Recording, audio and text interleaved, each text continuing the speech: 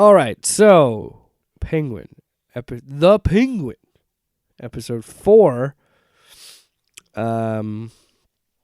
Interesting because it is, and I gotta say, I talked about it last week. I'm glad it is what this was, where it was majority of it is a flashback, but we're dealing with the present. And honestly, it's kind of crazy because Penguin is only in it for like the first 15 minutes or so, and then it's pretty much all of Sofia's episode. Last week we talked about it, and it was made clear by the sneak peek that she wasn't the hangman.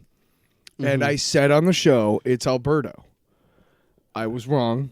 Of course, it was Carmine. Of course, it was because he did it in the movie. Can I just fucking say about Mark Strong, dude? Like, obviously Tortura wasn't available, but Mark Strong has been in so much good shit, and he always fucking brings it, dude. You just need a strong, deep voice. You just call, No, when he was staring at her like over dinner, and she was like asking, and he's just. Yeah. Or the part that got me was when he finally screws her over. Yeah. You've been, and it's just like. Okay. I want to be clear. Penguin shouldn't have snitched. Okay. But he is not responsible for what happened to her at Arkham. No. He could have never predicted that Carmine would have been so fucking evil. No. No. And you know what else? This show does a great job, and Kristen Milioti, is it Milioti? Milioti says this. She's fucking incredible in this episode. Jeez. She says that's what that she likes so much about the show, and that's the appeal of it, is you don't really know who you're rooting for because they're all shitty people. Sophia is arguably the most morally good, but she's still gassed a whole family. Honestly, she spared the kid. Kind of deserved it. Oh my God. Can we? Okay, let's just jump. We don't do the whole episode though. No. So I mean, what do you want to do? Well, I mean, let's just talk about the Arkham shit first. Let's of all, like the way that the episode was directed, edited, the music, the fucking music, dude. The way that it was acted. I mean, Milioti did. She's great. Jesus, she's great in everything she's in. Fantastic, and it's like, oh my God, like. Your brain is breaking. Your heart is breaking. You are physically and mentally exhausted by the end of all that. And then she gets told that she's there forever for 10 years. Fuck. And honestly, you do the same thing. You just get up and just walk away. All right. Whatever. She's just incredible in this episode. Yeah. Well, and I love how this is told in the Arkham stuff in particular. And it just, even before that, when we get to, we understand her relationship with Penguin, and we understand with Oz, and then her brother calling him Penguin. She says, "Hey, don't call him that." Like, she treats him first. More. She sees him looking at her and driving away anyway. That's what first happens. Yeah, we're in the present, and then we go to the flashbacks. Yeah. And we see that moment of like, even then you still fucked me over.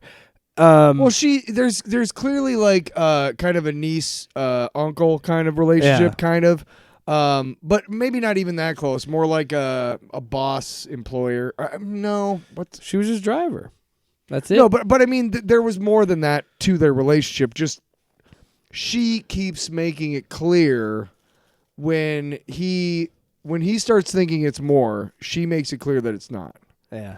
But most of the time when that happens during these flashbacks, it's because she's hurting and she's lashing out. Yeah. So she always cuts him down when she gets cut down, but she doesn't lied to by the men. But she doesn't do it in front of other people. No, it's just in private. You know what I mean? Yeah. Like, so there is caring, because and there is a caring between them, between the two of them. But yes, she always lashes out because that's when he thinks, because she has it's power dynamics. It's because she has someone she has power over, because he is her driver, he's below her. Yes. She keeps getting treated like shit, so now she wants to project it onto him. But he tells Carmine because he thinks he's protecting her about the journalist. Yeah.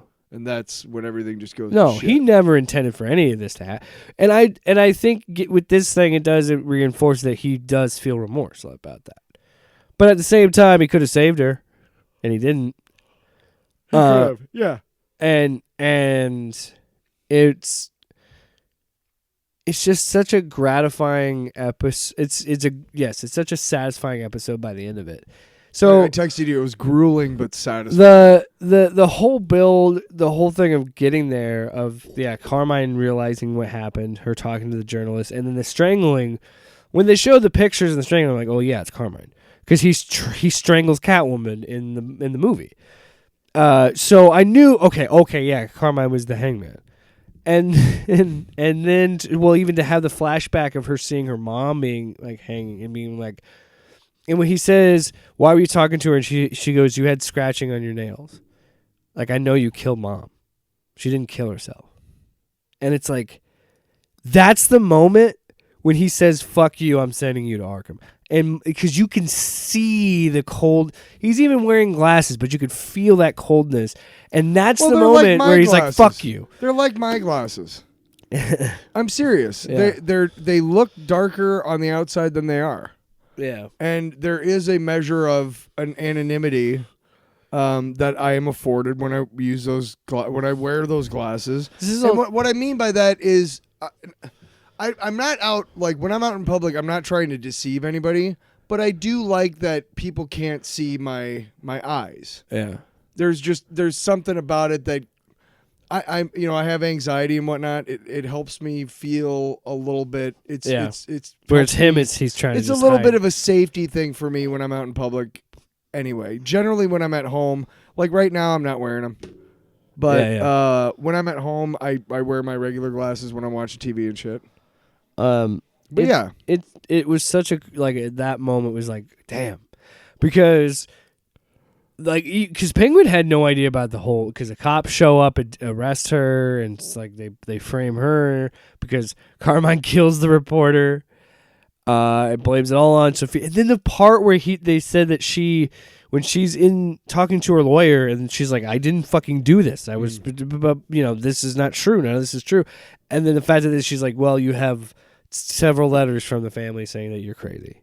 It's like, these fucking people. And it's like, look, Sofia did kill people, and it's not okay. But you could see why she was pushed to the point that she was. Because her own family... I was just looking at people's reaction to it on Twitter after I watched it. And I was just kind of, looking at it. And somebody was like, the moment that broke them is when she is saying, I'm going to die in here. Mm. Where she's crying and just has that moment of, I'm going to die in here. Because if you think about it, I think that's the plan. Shut her up by throwing her in Arkham full of all the fucking crazies, where the Riddler and the Joker and who knows else is in there. Either she's going to become crazy, or nobody will ever believe that she's not, and she'll be there forever. And you see throughout that time, when it gets to shock therapy, and it just moments of, they are like, we are going to mentally break this person into believing that they did it. Even though we know they don't, because the other doctor that's with her later, that we're like, oh, that's where that guy I don't think she ever from. gets to the point where she thinks she's the No, she doesn't. But but she is mentally broken. Yeah. I mean, who wouldn't be? She gets the shit beaten out of her. She gets she's told that she has to fight this woman with a fork. She does it, and that woman stabs herself with said fork. Well, because she wants to be done with whatever she's going through. Because she is not her brother. She is not her father. She is not the one that is used to this brutality. Right. She becomes who she does by the end of this episode because of being forced to be in that hell for 10 years. Well, then she fucking busts Magpie's head open. And then the one person that cares about her gets fucking killed by her driver. The one person.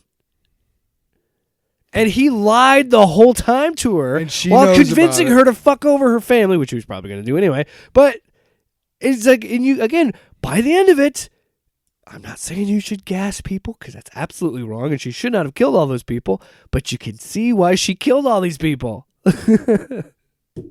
Murder is never okay, but what do you expect? I just have to say it. I feel like... I feel like sometimes actors read a scene or something. I don't know how shit works, but I'm willing to bet she had to audition for it. and probably got a script and was like, hey, so wait a second. I get to wear an incredible evening gown with these great shoes. Her style throughout the show, man. Yeah. And a gas mask. And dance in a scene. That's what I get to do. Yeah. I'll sign on immediately. And she does say, she has said before how she likes to do, she purposefully seeks out roles that are not conventional. It makes sense given her filmography. Because she did How I Met Your Mother, but she was also in Made for Love, which is a really unique and weird, interesting. Never seen it, but I remember when it came out. Such a weird, bizarre sci-fi show. It's funny, but weird. I like that show a lot. Palm Springs. It was Palm Springs with Andy Samberg. It's a Hulu movie. She's great in that. Dude, she's great in everything she's in. Like, and I've also seen campaigns that she should get a fucking Emmy for this, and absolutely she should. Colin Farrell should be up for it. Everybody in this fucking cast should be. They're all incredible. And can we just say one of the fewest times in history that we get a recast that's honestly, you could argue, might even be better than the original cast with Mark Strong as Carmine. John Turturro's great. I'm not taking away from him. Is he? I like John Turturro. I do too, but Mark Strong just works so well in this. Like, it's crazy. he did Transformers, What so are they like? throw your whole, indie actor card out there. Hang on, give me a second here. And then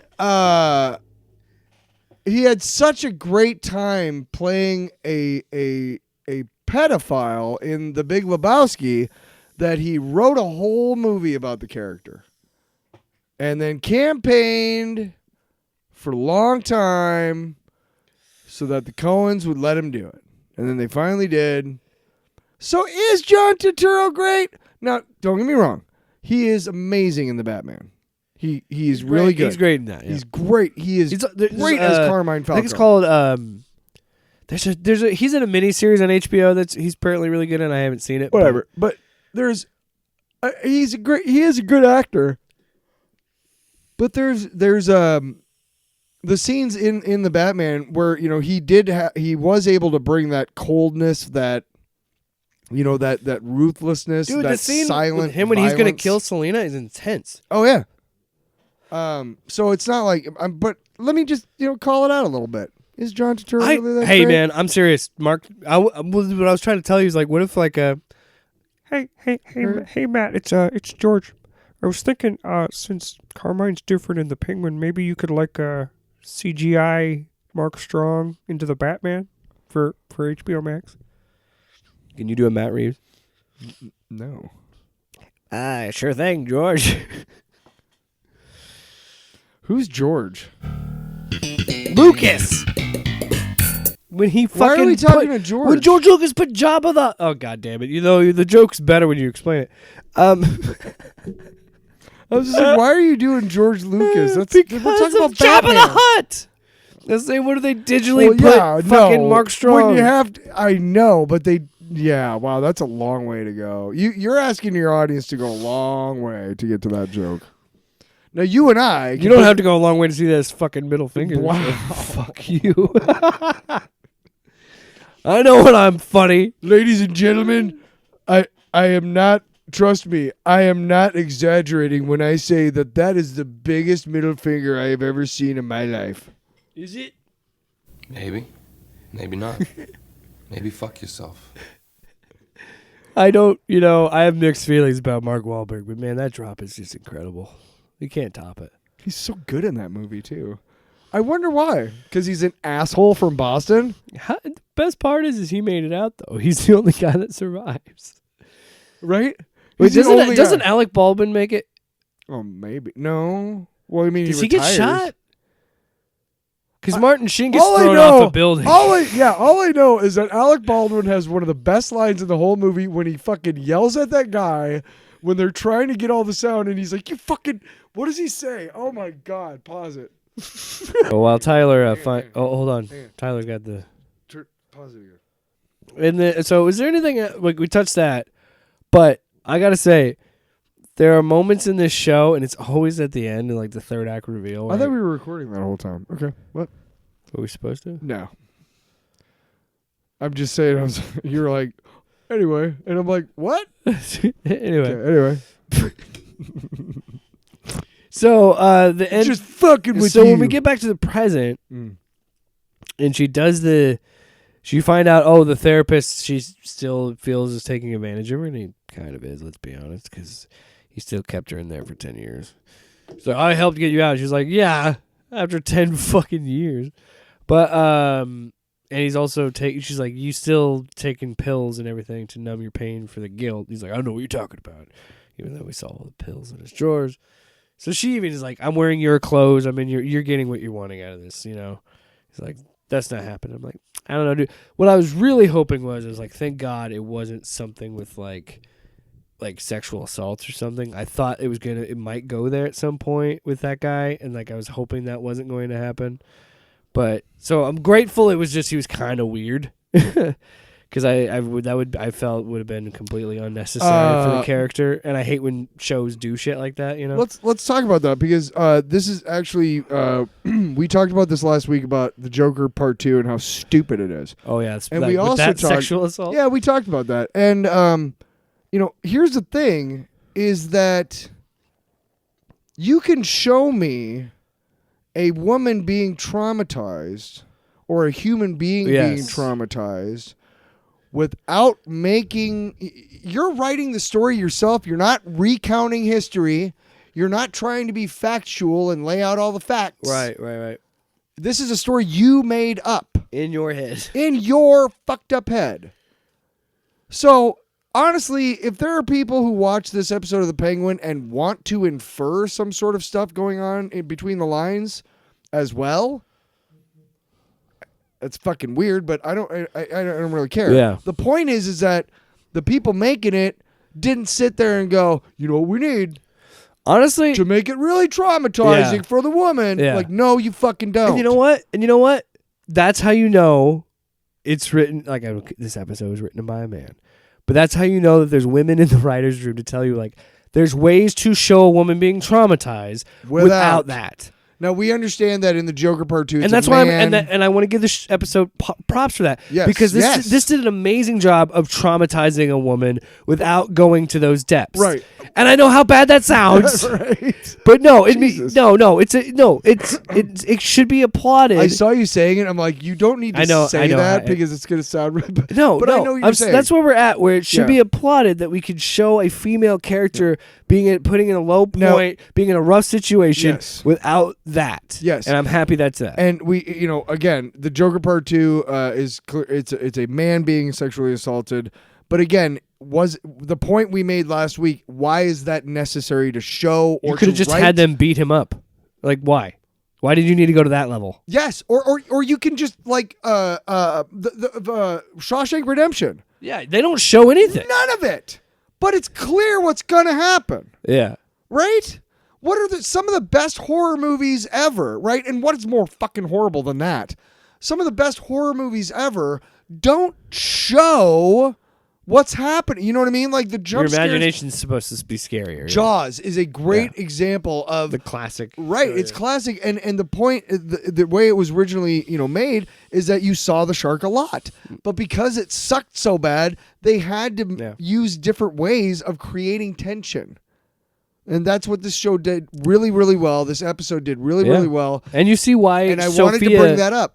Is so distant all the time and doesn't let any man especially in. Which, amazingly, the Chuds like this show. And I'm just waiting for that shoe to drop when they find out this was directed by a woman. And like one of the things she says is, I'm tired of men talking to me this way. I'm tired of men gaslighting me and not giving me what's mine. And I'm waiting for the Chuds to be like, where are they? Because shouldn't you, by your own metric, shouldn't this be woke and piss you off? But no, the show's good, and you can't make money off of it. So it's just like House of the Dragon and all that other shit. It's like conveniently when this would be ripe for it, like because you see, it just fucking drives me crazy with that. Also, I noticed they talked about the dress. The dress was a big part of this. Somewhere Of this episode. Oh. And I was just going to say, throughout, I have noticed, and they talk about it in the behind the episode. I forgot to watch that again. But they talk about her hairstyle, Yeah, and how her hairstyle changes throughout the episode, and why her hair looks the way it does now. Like they said, it was like this was her mask now. Like this was her becoming who she was. You want to know and my theory? What? Go ahead. I want you to finish. I'll tell you. But no, I've noticed that once that was said in that behind the episode, I started to think back, and like her style has always kind of shown you like. There is something to her outfits. Like her style has a meaning to it. Yeah. And just like Penguins, like the white suits and like trying to present, like she talks about in this episode, like, oh, we're wearing a suit now. Like you see him trying to dress above, like punch above his weight and dress to the occasion and have that look about him, you know? And then her hairstyle and the outfits she chooses now is like her being independent, being like, you think I'm this, so I'm going to make it look like I'm this crazy person. Even though in the episode, she's like, I didn't fucking kill anybody. Back to what you were saying. My theory is that by the end of this series, Oswald Cobb is going to be dead, and Sofia Falcone will take on the mantle of the Penguin. Here's a couple reasons for that. You notice that the art or whatever you want to say, the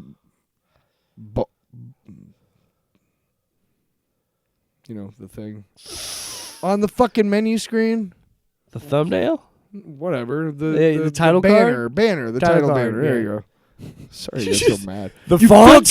you fucking douche, you fucking asshole. Why did you know what I'm talking about? Why can't you see into my mind? Right? People get really mad.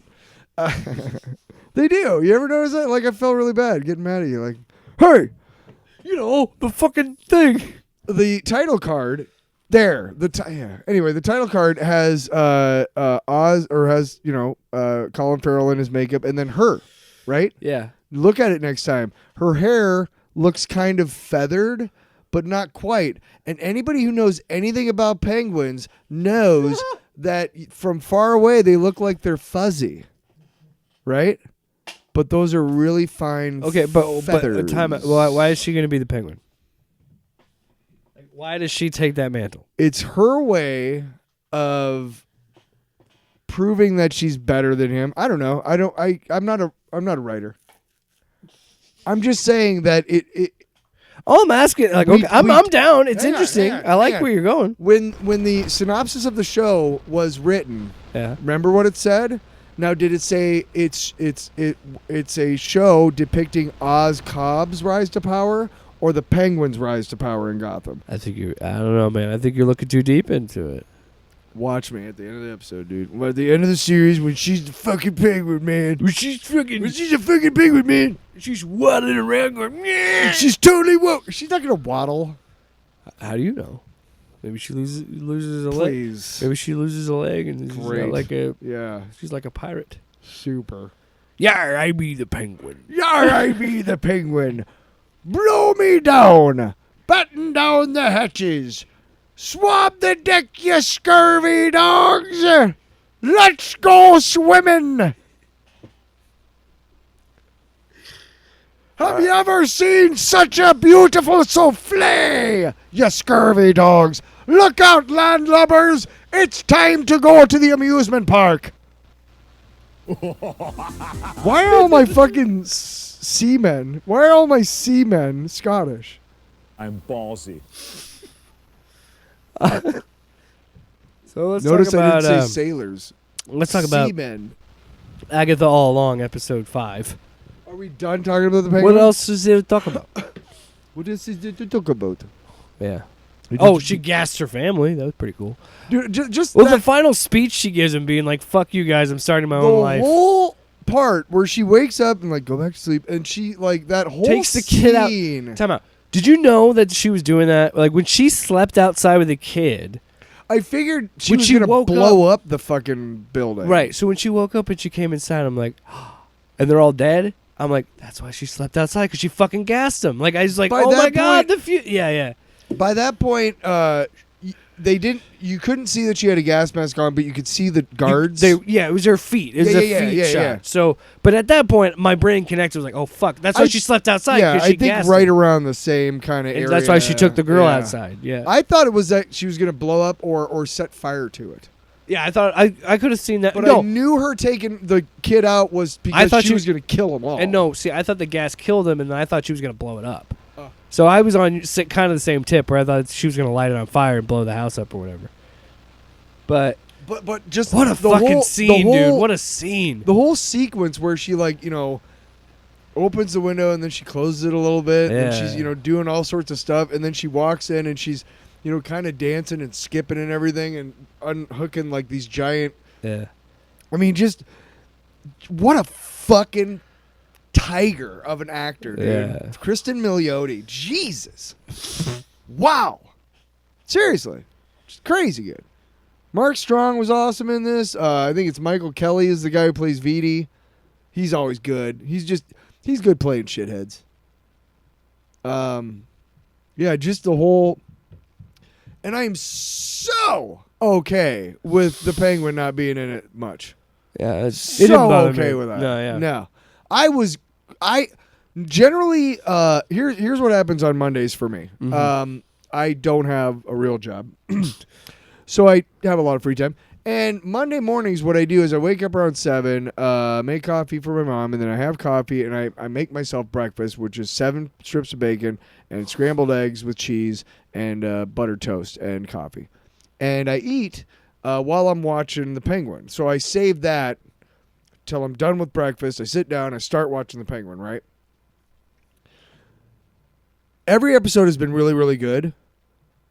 But every episode before today, at some point after I'm done eating, I want to go have a cigarette. So I'll pause it, I'll go outside and I'll have a cigarette and I'll come back in and finish the rest of it, right? But there's always like, when do I pause it? Because I don't want to pause it quite yet. Yeah. I want to, I want to see this next whatever. I could not, at no point, I didn't even take my plate to the kitchen before the episode was over. It just didn't occur to me. I was like, there's no way I can't stop watching this. This is so fucking good. And like I said, it's so grueling, but it's satisfying because she, in the end, I don't mind rooting for her. Not after this episode, dude. I mean, they're also the Falcons, so fuck them. But it's just right. But what they did to her, dude. Yeah, fuck 'em. I have no problem. Fuck them. She was innocent. She didn't do anything. All right, moving on to Agatha. Off panel, off topic with Jake and Tyler.